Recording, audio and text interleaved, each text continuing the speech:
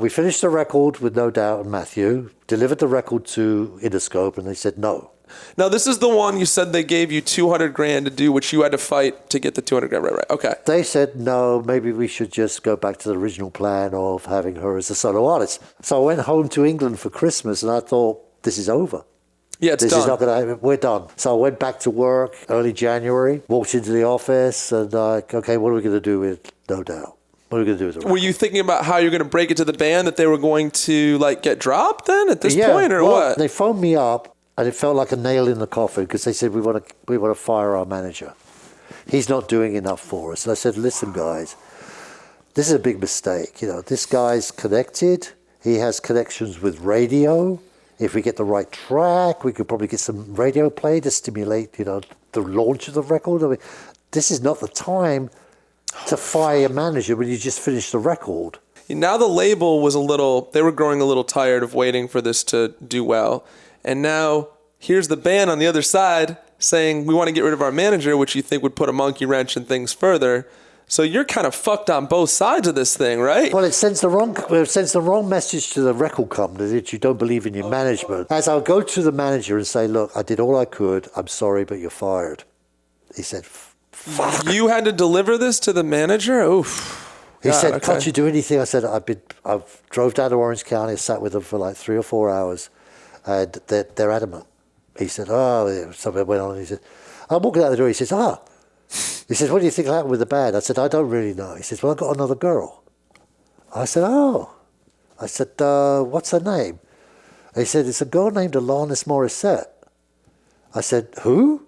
She was a teenage pop idol that did Moles, did that whole Tiffany kind of breaking records in Canada. Mm-hmm. So I said, he gave me a cassette of her. So I'm listening to this and hearing records. So I started to pursue that. At the same time as I was trying to figure out what to do with No Doubt. Yeah.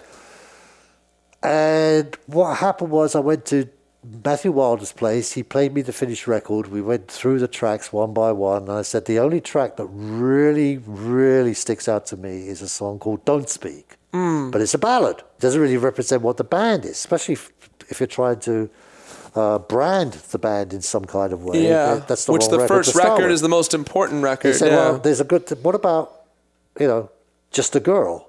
I'm Just a Girl. What about that song? I said, it kind of bounces around. Actually, that's pretty good because it does this female statement thing. And she was going through her relationships, Gwen that is, with Tony, the bass player. They'd split up. So she was writing about their emotional that's what split. Don't Speak was about, right? Yeah. That's a lot of that, what Tragic Kingdom was. I met with Alanis, and then she was working with a really good record producer, and he played me a song called You Ought to Know. And I heard it, and fuck, this will never get on the radio.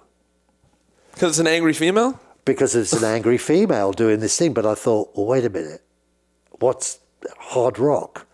With the male, that's all fucking angry. Why can't a woman be fucking angry? Axl Rose is that guy, right? Or whatever. Yeah. So I went to Jimmy, and Jimmy said, that's an interesting song. That's a really good song and stuff. But Ted wouldn't sign it. Oh my God, I remember you telling me this. And I remember at the 11th hour when some other label was going to pick it up, didn't you say you went to Ted's Bentley and wrote a handwritten note and put it on his Bentley windshield? Signed this girl. But it was too late by then. So... I'm surprised, though. Can I be honest? I'm surprised that Jimmy didn't get that, because I feel like that would be an artist where Jimmy would get it and like force it through. I think it was just a bad time for Jimmy because there was stuff going on in his world with the rap stuff and everything else.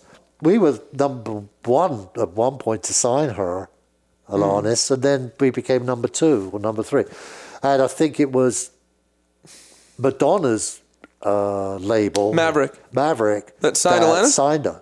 I mean, that makes sense, but that's crazy because that one went on to do like 25 million, as did Tragic Kingdom. So you could have had 50 million records under your belt, Tony. That would have been fun. Well, January, coming back from that Christmas where I thought everything was over and the band weren't doing much.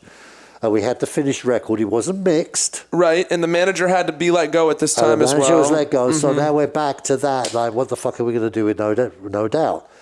Then I got a phone call from a publisher who suggested I talk to a guy named Rob Kahane and Paul Palmer, who had just started Trauma. And also at that time, Trauma became distributed through Interscope. Mm-hmm. So they were part of the Interscope family. So I thought, maybe a backdoor in. Called up Paul Palmer. Hi, Tony Ferguson here. He goes, who? I said, Tony Ferguson. What? Interscope Records. Oh, Interscope. You were with Interscope? I said, yeah. He didn't know who I was. I walked in with the record because he lost the record or something. Again, Just a Girl, Don't Speak. These are like the big songs on there, right? All the big songs. Played it for me. He goes, who else has heard this? And I said, what's Jimmy think of it? I said, well, Jimmy's kind of, ambivalent, doesn't quite know what to do. He goes, He said, let me do something. I'm going to play it for my partner, Rob Kahane. We walk into Rob Kahane's office. Yeah. And there's another guy sitting there taking a meeting. And Paul said, I'm sorry, I didn't want to disturb the meeting and stuff, but I want you to hear this. He just happened to be sitting there, you're saying? Yeah, this guy's sitting there with Rob Kahane. They're taking a meeting. We barge in. So they play the cassette, Just a Girl and Don't Speak were the two tracks that came up first. Rob stopped the record. I said, who's got this? He said, Interscope. He said, what are they doing with it? I said, nothing. He goes, and he goes, what do you think? And this guy stands up, he goes, I know who this band is. He said, well, it's No Doubt. He said, yeah, No Doubt. They play on our station. It was K-Rock. The main guy from K-Rock Radio was sitting in the room. Wow. And he knew through California what sales we had done with this band. He knew about the lines around the Troubadour and all that stuff, right? He knew about that stuff. Yeah. Rob said, would you play this? Kevin Weatherly said, yeah, sure, I would play this. They're a great band. Then Rob went to Jimmy and said, look, I can work this record and I can work it through K-Rock and work it through everybody. So Jimmy poured more money into the project. All of a sudden we had more money coming into the project. Got it. We paid Paul Palmer to mix this thing. Record was done. Then as we were mixing, they're going out, making the record cover, looking for ideas for the record cover, and that all came out with the Orange County, Gwen holding the orange, Tragic Kingdom, because they really didn't like the Disneyland whole thing that was going on, and the whole Stepford Wives kind of thing that was going on in Orange County.